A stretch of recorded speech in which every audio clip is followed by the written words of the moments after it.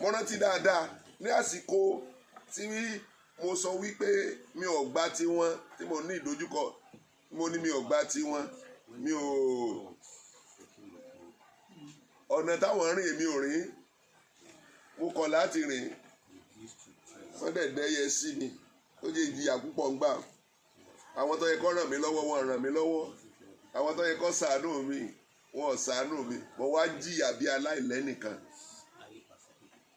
so a lè la inú níbí ni kọjá káwọn èèyàn kórìíra wa ká mọ́ kọ̀ láti mọ́ ràn wá lọ́wọ́ kí ẹ jẹ́ ogun fún wa nítorí pé a fẹ́ Jésù àbá Jésù lọ òmíràn tó jẹ́ pé reality ó lè ṣẹlẹ̀ ó ní ó pè ní ìyàn bẹ́ẹ̀ ni àìríjẹ àìrímu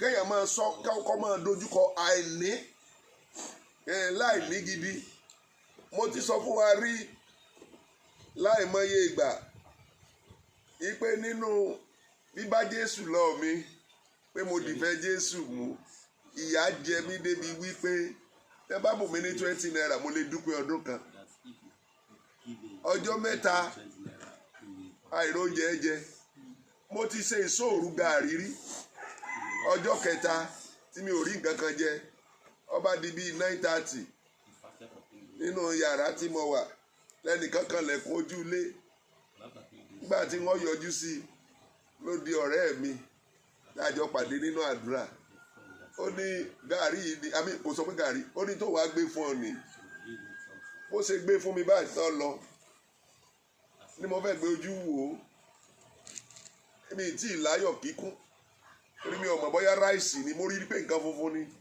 mi ò mọ̀ bóyá ráìsì ni tàbí gààrí nígbà tí àdúrà mi ó gbà tí mo gbé wọlé tí mo yẹ̀ lọ́ba di gààrí tó bá di ráìsì jẹ́ pé ráìsì ni ebi ọ̀pá mi mọ́jú náà ni kò sí tí màá fi ṣe làdúrà bá gbà kó lọ́jẹ́ gààrí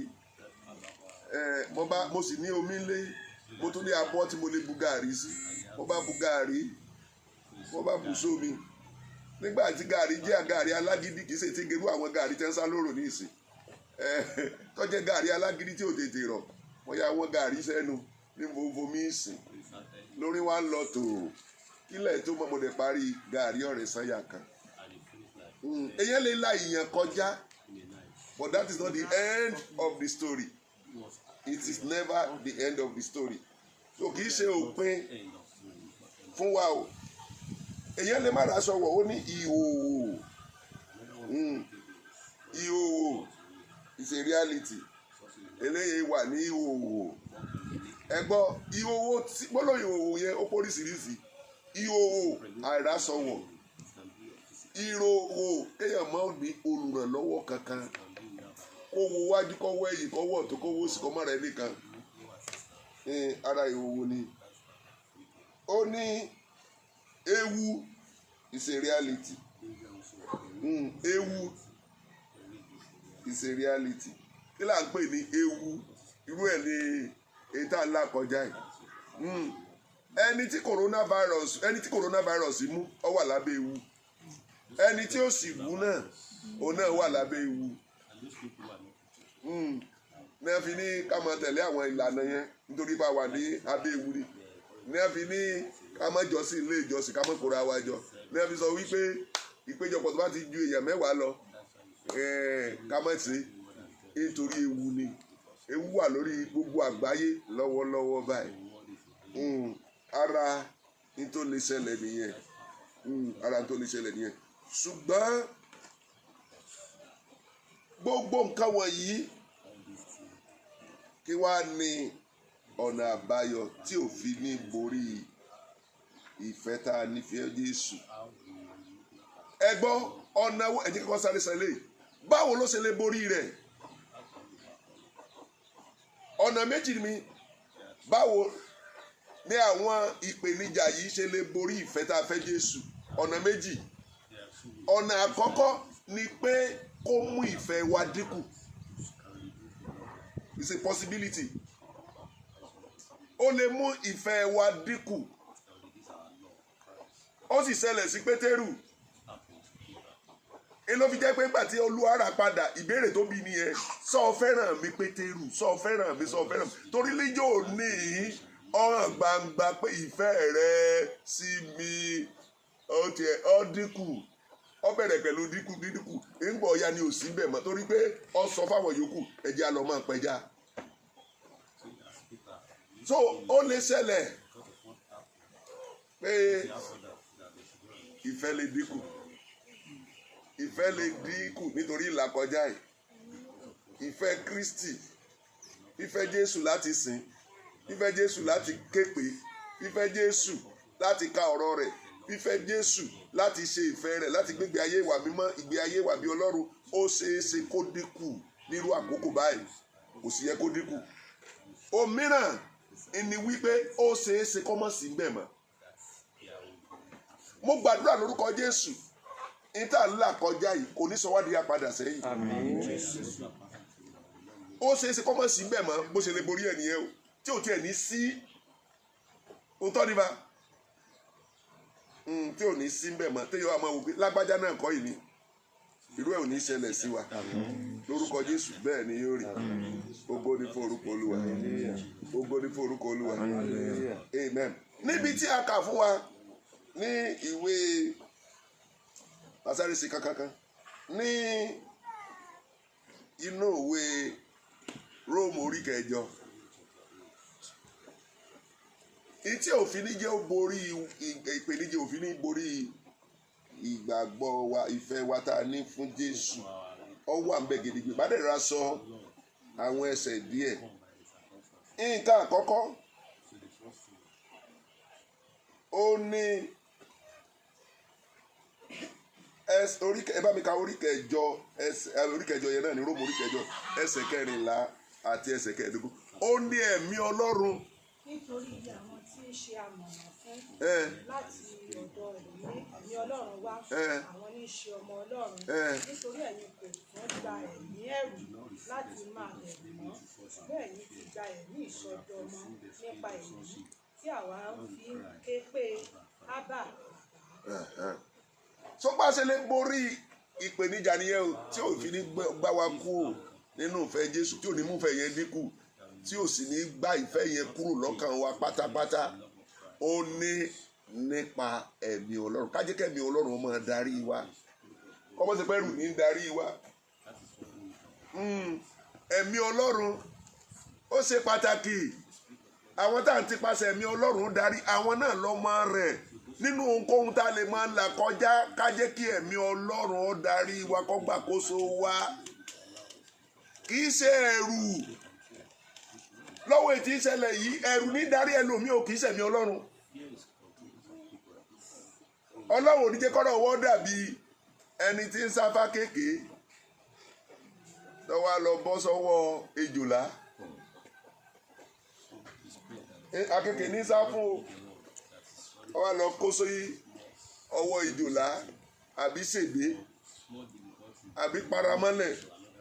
So ó ṣe pàtàkì nínú ilé wa, níbikíbi tá a lè wà, níbikíbi tí àkókò ìka wa mọ́, ká jẹ́ kí ẹ̀mí Ọlọ́run ó máa darí wa o. Ká jẹ́ kí ẹ̀mí Ọlọ́run ó máa darí wa, kó máa ṣamọ̀nà wa. Kì í ṣe ẹ̀mí ẹ̀rù, kì í ṣe ẹ̀mí ẹ̀rù. Atúgbélé ìléni, atúgbélé ìléni. Wọ́n ní àwọn tí ará Abidjan tí coronavirus mú, tí ẹ kó pamọ́, wọ́n ní wọ́n sá. Ògbómọ̀ṣọ́ sì súnmọ́ Èjìgbò tí wọ́n dé sí o, ibi wọ́n kó wọn sí o. Bóyá Ògbómọ̀ṣọ́ ní ẹ sá wá.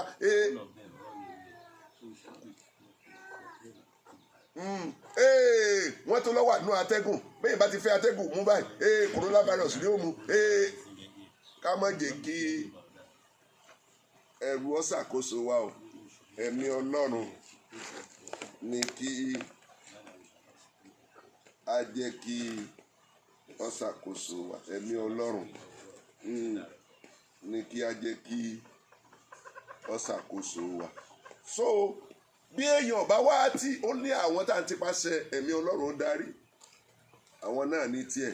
So bí èèyàn bá wá tí gba Jésù ní Olúwa àti Olùgbàlà, ọ̀rọ̀ ẹ̀mí Ọlọ́run ọ̀kan orí ẹ̀mí èṣù ní darí ẹ̀, ẹ̀mí ẹran ara ní darí irú ẹni tí ò ti gbàgbọ́, ẹ̀mí táyé ní darí rẹ̀. So ó ṣe pàtàkì ẹni tó bá fẹ́ ẹ̀mí Ọlọ́run kó máa ṣàkóso rẹ̀ yóò jẹ́ tọlọ́run nípasẹ̀ Jésù Kristi, yóò gba Jésù ní Olúwa àti olùgbàlà rẹ̀. Ìwé Róòmù yẹn kan náà ẹsẹ̀ 30 orí kẹjọ ẹsẹ̀ 39 àti 40 ẹ bá mi kà ẹ ti rí sorry ẹsẹ̀ 29 and 30 sorry 29 and 30. Yóò ti yàn tẹ́lẹ̀ láti ṣíṣí àwòrán wọn rẹ̀ kí òun lè jẹ́ àkọ́bí láàrin àwọn arákùnrin púpọ̀. Àwọn tí ó ti yàn tẹ́lẹ̀, àwọn ni ó sì ti pè, àwọn ni tí ó sì ti pè, àwọn ni ó sì ti dá láre, àwọn ni tí ó sì ti dá láre, àwọn ni ó sì ti ṣe lógo. Bẹ́ẹ̀ ni ká jẹ́ ara àwọn tí a ti pè, ara àwọn tí a ti yàn, àwọn tí a ti dá láre, àwọn tí a ti ṣe lógo. Sẹ́ni tá a bá ṣe pé a ti jẹ́rú àwọn yẹn, àwa ò nílò ìbẹ̀rù ohunkóhun tí ìbá ṣẹlẹ̀. Bẹ́ẹ̀ ni torí kí eléyìí tó ṣẹlẹ̀ ní solution ti wà, solution rẹ̀ náà dẹ̀ ni Jésù. Bẹ́ẹ̀ ni kí eléyìí tó ṣẹlẹ̀ lọ́lọ́run ti létè tó dára fún wa. So a gbọ́dọ̀ jẹ́ kí ẹ̀mí Ọlọ́run kó darí wa, kì í ṣe ẹ̀mí ẹ̀rù. Nǹkan mìíràn ó ní wípé ìdánilójú tó bá ṣe pé àti àpò òun òfin Ọlọ́run tó tọ́, ohunkóhun tá a lè máa là kọjá ká ní ìdánilójú wípé Jésù fẹ́ wá síbẹ̀.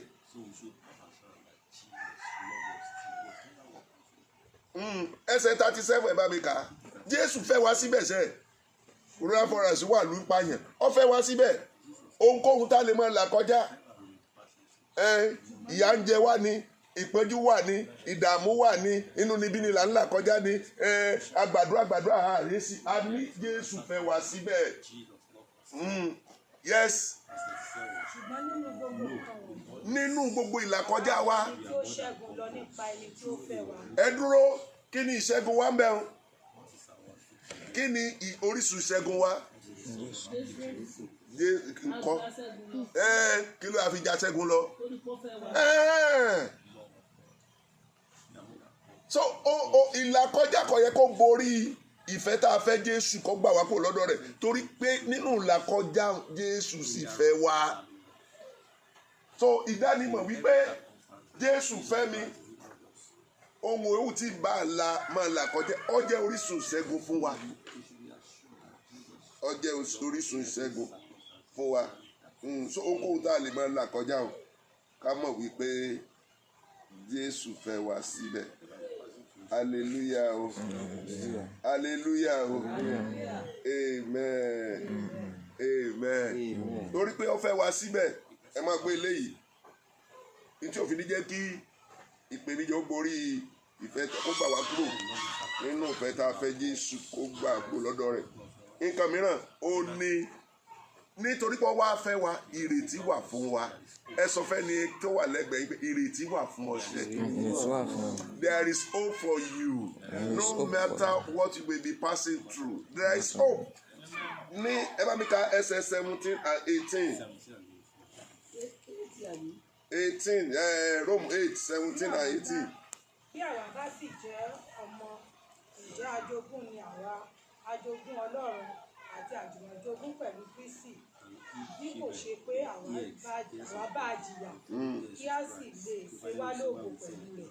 Nítorí mo ṣírò rẹ̀ pé ìgbà ìsinsìnyí kò yẹ láti fi ṣe àkàwé ògo tí ó fi hàn nínú wa. Ìṣe ti gbọ́. Ẹsẹ̀ 28 ní ẹ̀bánká 28 Rome 8:28. Èmi mọ̀ pé ohun gbogbo ni ó ṣiṣẹ́ pọ̀ sí rere fún àwọn tí ó fi Ọlọ́run, àní fún àwọn tí a pè gẹ́gẹ́ bí ìpinnu rẹ̀. Ìrètí nìyẹn pé bàbá tiẹ̀ ní ìṣòro kan, ní ìpèníjà gan, ohun tá a là kọjá, ògo tí ń bọ̀ ó ju ìlàkọjá yìí lọ. Nǹkan mìíràn ó ní pé tí mò ń là kọjá yìí o, a ṣiṣẹ́ rere, Olúwa lò ó láti fún ògo rẹ̀, Olúwa lò ó láti yà mí lẹ́nu.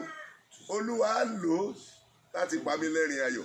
Ẹgbẹ́ eléyìí èyí tèmi ti là kọjá sẹ́yìn, oh my God, ó mọ̀ ṣiṣẹ́ o, kó dúpẹ́ o, torí pé ó tún mi ṣe. Ara iṣẹ́ tó ṣe òun ni wípé ó jẹ́ kí ìgbàgbọ́ mi nínú Ọlọ́run kó jinlẹ̀ sí i. Ó kò ní eréfèé. Lẹ́yìn ìlàkọjá Jóòbù, ẹ̀rí Jóòbù rèé, gbígbọ́ etí ni mo ti fi ń gbọ́ tẹ́lẹ̀tẹ́lẹ̀, ṣùgbọ́n ní ìsìn mo rí ọ. Bẹ́ẹ̀ náà ni tèmi náà.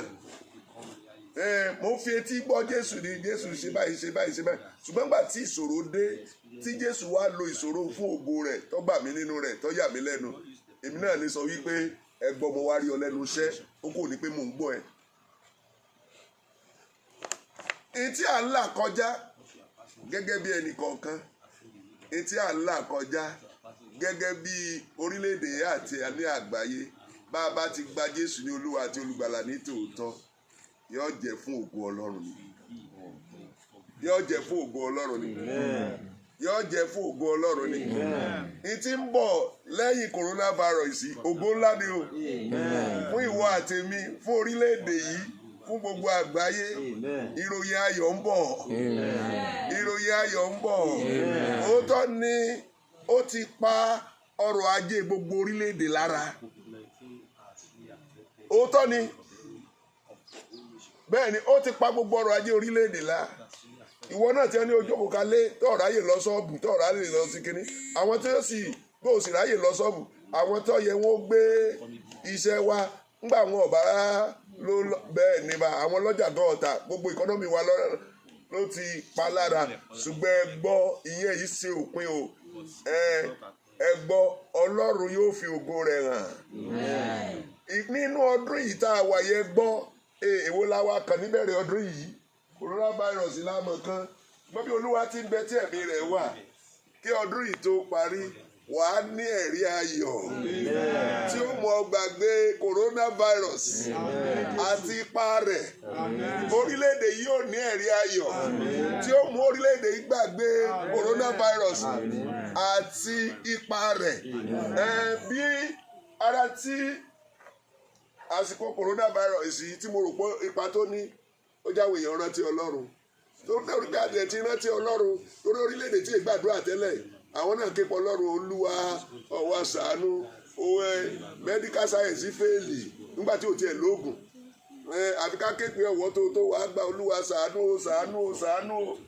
Bẹ́ẹ̀ ni, torí pé akọjú sí Ọlọ́run yẹn, bá a dẹ̀ ṣe tẹ̀síwájú láti ṣe ìfẹ́ rẹ̀, ìròyìn ayọ̀ máa ṣẹlẹ̀ lórúkọ Jésù. Bẹ́ẹ̀ ló ti rí. Ògo ni forúkọ Olúwa. So bá a ti ń la àkókò ìkọjá, ìrètí ń bẹ, ó ń bẹ fún wa, ká má sọ ìrètí nù. Nígbà tá a bá dẹ̀ ti sọ ìrètí nù, kò ní lè pa ìfẹ́ wa sí Ọlọ́run lára. Nǹkan mìíràn, nígbà tí mò ń gbìyànjú láti parí, a sọ méjì sí i. Ó ní ìpinnu. Ẹni tí ó bá ti fẹ́ kí ìlàkọjá ó borí ìfẹ́ òun fún Jésù tó ní fún Jésù yóò ní ìpinnu. Ẹsẹ̀ 38 Rome 8:38 and 39. Nítorí ó dá mi lójú pé ẹ gbọ́ o, kì í ṣe ikú. ẹ gbọ́, ó ti sọ̀rọ̀ níbẹ̀rẹ̀ kí ni ó yà wá kúrò nínú ìfẹ́ Jésù, ó sọ àwọn tó lè yà wá. Ṣùgbọ́n ní ìsìn tí wàá sọ pé fún tòun o, gẹ́gẹ́ bí òun o, gẹ́gẹ́ bí òun ẹnìkan o. Ìyẹn Pọ́ọ̀lù, kò sí tó lè yà òun kúrò nínú ìfẹ́ Jésù. Òótọ́ sì ni, ẹ bá mi kàdé lẹ̀. Kì í ṣe ikú. 38 and 39, yes. Tàbí ìyè. Tàbí àwọn áńgẹ́lì. Tàbí àwọn alágbára. Tàbí ohun ìgbà ìsinsìnyí. Tàbí ohun ìgbà tí ń bọ̀. Tàbí òkè. Tàbí ọ̀gbun. Tàbí ẹ̀dá mìíràn kan ni yóò lè yà wá kúrò nínú ìfẹ́ Ọlọ́run tí ó wà nínú Kristi Jésù Olúwa. Ọ̀rọ̀ ìpinnu nìyẹn. Àwa náà gbọ́dọ̀ ní ìpinnu nígbà tá a bá là nǹkan kọjá pé ìwọ tí ìlàkọjá mi yìí ò ní mú mi fà sẹ́yìn, irọ́ lọ pa. Kò sí tó lè ṣe, wọ́n ń bá Jésù lọ náà ni. Èèmọ̀ tẹ̀síwájú pẹ̀lú Jésù náà ni. mi ní dágbọ́n sí ìgbàgbọ́ mi Jésù yìí òun náà ni màá ṣèdópin so a gbọ́dọ̀ ní ìpinnu ohunkóhun tí a lè máa là kọjá ìwọ ogun yìí ó fi mí sílẹ̀ ó fi mí sílẹ̀ o mò ń tẹ̀lé Jésù náà ni o mi bá àmọ́ra sọ̀rọ̀ bá àmọ́rún jẹjẹ ohunkóhun tó lè bá a dé bá mi mò ń tẹ̀síwájú pẹ̀lú Jésù ní ìparí nǹkan mìíràn tàbí lè borí ìpèníjà tí ń fani kúrò lọ́dọ̀ Jésù ó ní àdúrà ẹ bá mi ka ẹsẹ̀ 26 àdúrà. Ló ran àìlera wa lọ́wọ́ nítorí a kò mọ̀ bí a ti ń gbàdúrà gẹ́gẹ́ bí ó ti yẹ bẹ́ẹ̀ tí kára rẹ̀ sì rora tí a kò lè fi ẹnu sọ bẹ́ẹ̀ fún wa. ẹ gbọ́ eléyìí ẹ má jẹ́ àtàrà wa a nílò àdúrà ní tí ṣẹlẹ̀ sí wa lọ́wọ́ lórílẹ̀‐èdè yìí ní tí ìlàkọjá tẹ́lẹ̀ kọ̀ọ̀kan wá ń là kọjá bí àbá sí ṣọ́ọ̀ṣì tá a ti ṣọ́ọ̀ṣì a gbọ́dọ̀ jẹ́ kí lẹ̀kùn ọ̀run kó tì mọ́ wa láti lè ké pe Ọlọ́run o tó a gbọ́dọ̀ ké pe Ọlọ́run alààyè ẹni tó lè gbà wá nínú ìlàkọjá àti ìpèníjà wa so nígbàkigbà tá a bá ń la ohunkóhun kọjá àti nígbà gbogbo a gbọ́dọ̀ ṣetán láti ké pe Ọlọ́run alààyè ìdí tó sì fi yẹ ká ṣe bẹ́ẹ̀ bákàrà sọ ìdí bíi méjì péré a sọ bí ìdí méjì péré tàbí mẹ́ta amen. ìdí àkọ́kọ́ tó fi yẹ máa ké pé nígbà tá a bá ń la ní ìlà kọjá ó ní wípé kò sí ẹni tó lè gbà wá àfọlọ́run ó fi hàn gedegbe lásìkò coronavirus kò sí olùgbàlà kan àfi Olúwa ìwé Jeremiah 17:13 kò sí olùgbàlà kẹ́nikẹ́ni mọ́ tàn rẹ̀ ọ̀sẹ́ni tó lè gbani àwọn orílẹ̀-èdè alágbára rèé ní coronavirus dé ìwọ̀n lè gbára wọn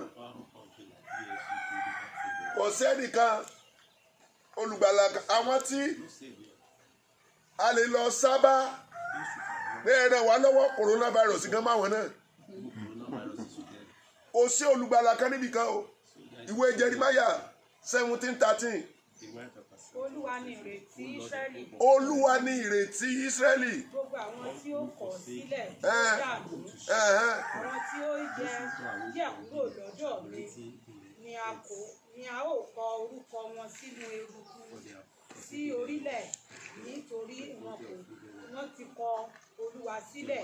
Àwọn orílẹ̀-èdè tí ọmọ Ọlọ́run tí wọ́n ń ṣe gay marriage. Bẹ́ẹ̀ ni ìdààmú dé wọn àrò olùgbàlà kò sí olùgbàlà kan níbì kan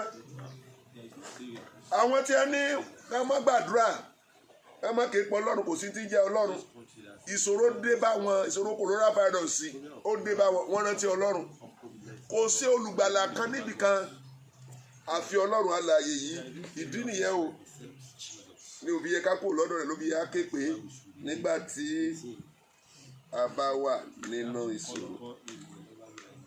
Nǹkan mìíràn ó ní wípé kò sí agbára kó bí ká ké pé kò sí agbára kan tàbí ẹnìkan tó lè yí ète Ọlọ́run àti ètò rẹ̀ padà fún wa nígbà tí a bá ké pé kò sí agbára kan ipá kan ẹnìkan ẹ̀mí kan ẹ̀dá kan tó lè yí ète tàbí ètò rẹ̀ padà kò sí o.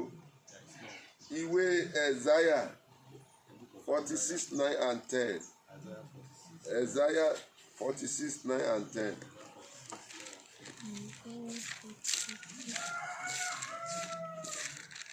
Ẹ rántí nǹkan ìdájọ́ àtijọ́ nítorí èmi ni Ọlọ́run kò sì sí ẹlòmíràn èmi ni Ọlọ́run kò sì sí ẹni tí ó dàbí èmi ẹni tí ń sọ òfin àti ìpilẹ̀ṣẹ̀ wá àti nǹkan tí kò ti ṣe láti ìgbàanì wá wípé ìmọ̀ mi yóò dúró èmi ó sì ṣe gbogbo ìfẹ́ mi. gbọ́ eléyìí Olúwa rán àwọn ọmọ Ísírẹ́lì létí níbí ìgbà mìíràn a máa sọ fún wọn wípé ẹ má ṣe rántí nǹkan tí ṣáájú irú ẹ̀ ló sọ fún ẹ nínú ìwé Isaiah 43 verse 18 ẹ má ṣe rántí nǹkan tí ṣáájú ṣùgbọ́n eléyìí ó ní ẹ rántí nǹkan tí ṣáájú tẹ́ ìbẹ̀rẹ̀ nìyẹn kí ni nǹkan ṣáájú èyí tí ń sọ ni wípé ẹ rántí bí mo ṣe mú yín kúrò ní Íjíbítì Fáráò jẹ́ alágídí èmi ni màá mú yín lọ sí ilẹ̀ ìlérí ó ní kò ní ṣe bẹ́ẹ̀ ó lẹ́ẹ̀ni lọ ọ̀rọ̀ wọn oníkan rántí yẹn bẹ́ẹ̀ ni ọ̀dẹ̀ fipá àti agbára rẹ̀ gbà wọ́n lọ́wọ́ Fáráò alágídí òun àti agídí rẹ̀ wọ́n dẹ̀ ṣègbé sínú òkun pupa ó sì kó àwọn ọmọ rẹ̀ jáde bẹ́ẹ̀ ni ìtì sọ fún wọn nìyẹn ẹ rántí yẹn kó wá dá yín lójú wípé kò sí ẹni náà kò sí agbára náà tí ó lè dí mi lọ́wọ́ láti mú ète mi ṣẹ. ẹ sọ fẹ́ni tí ó wà lẹ́gbẹ̀ẹ́ yìí pé coronavirus ò lè dí Ọlọ́run lọ́wọ́ láti mú ète rẹ̀ ṣẹ nínú ayé rẹ̀. coronavirus ò lè dí Ọlọ́run lọ́wọ́ láti mú ète rẹ̀ ṣẹ nínú ayé rẹ̀. bẹ́ẹ̀ ni bá ní tó ti pinnu pé yóò ṣe nínú ayé wa lọ́dún yìí kò sí coronavirus ò lè dí lọ́wọ́ ohunkóhun ò lè dí lọ́wọ́ agbára kágbára ò lè dí lọ́wọ́ ìjọba kíjọba kò lè dí lọ́wọ́ ẹ̀yin tẹ́ ẹ bá gbàgbọ́ bẹ́ẹ̀ ẹ ké hallelujah o hallelujah amen ó fi yẹ ká ké pé ká sì gbàgbọ́ ká nífọ̀kànbalẹ̀ ní àsìkò ìlàkọjá yìí ká má jẹ́ kí ó borí ìgbàgbọ́ wa ká má jẹ́ ó borí ìfẹ́ tá a fẹ́ Jésù kí a jẹ́ kí ìfẹ́ wa sí Jésù kó borí ìpèníjà tàbí ìlàkọjá tí a ń là kọjá Ọlọ́run yóò ràn wá lọ́wọ́ láti ṣe bẹ́ẹ̀ ẹ jẹ́ ká dìde dúró.